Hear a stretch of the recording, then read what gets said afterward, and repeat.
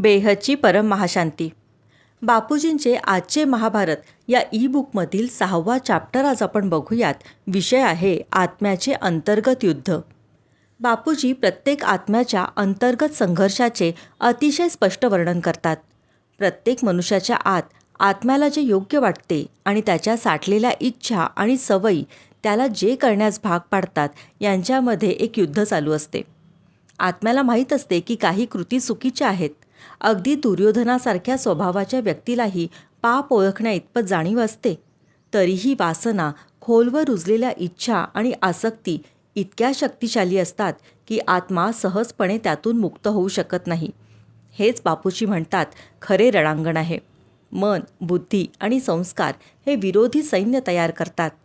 आतल्या नकारात्मक ऊर्जा प्रत्येक सकारात्मक बदलाला विरोध करतात. अनेक जन्मांपासून पोसल्या गेलेल्या इच्छा सहजपणे आपली पकड सोडत नाहीत. अर्जुनाने स्वतः गीतेमध्ये कृष्णाला हाच प्रश्न विचारला, मनुष्य पाप का करतो, जरी त्याला माहीत आहे की ते चुकीचे आहे?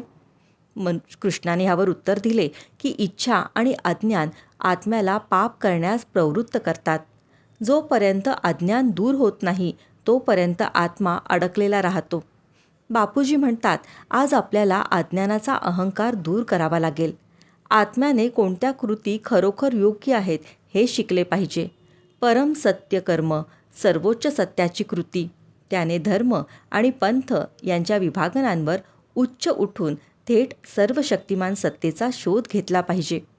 जेव्हा कोणीतरी बापूजींना विचारले की माणूस ज्यांच्याशी जोडलेला आहे त्या सुखाचा त्याग कसा करू शकतो, तेव्हा त्यांनी सोप्या शब्दात सांगितले की आत्म्याला शक्तीची गरज आहे.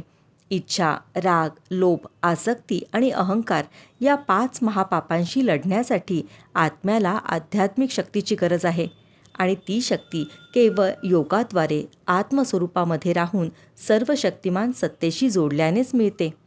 जगण्याची कला म्हणजे इच्छांचा त्याग करण्याची कला आहे. जेव्हा आत्मा योगाद्वारे शक्ती मिळवतो तेव्हा तो अगदी खोलवरच्या आसक्तींवरही विजय मिळवू शकतो. बापूजी एक उलगडणारे सत्य अधोरेखित करतात. प्रत्येक आत्मा आतून एक असतो, बाहेर तो काहीतरी वेगळे दाखवतो. जोपर्यंत हा फरक व्यक्तीच्या अंतर्गत वास्तव आणि बाह्य व्यक्तिमत्व यांच्यामध्ये अस्तित्वात आहे तोपर्यंत पुनर्जन्माचे चक्र निश्चित आहे. फक्त तेव्हाच खरे मुक्ती होऊ शकते जेव्हा आत्मा आत आणि बाहेर एकसारखा होतो. बेहदची परम महाशांती.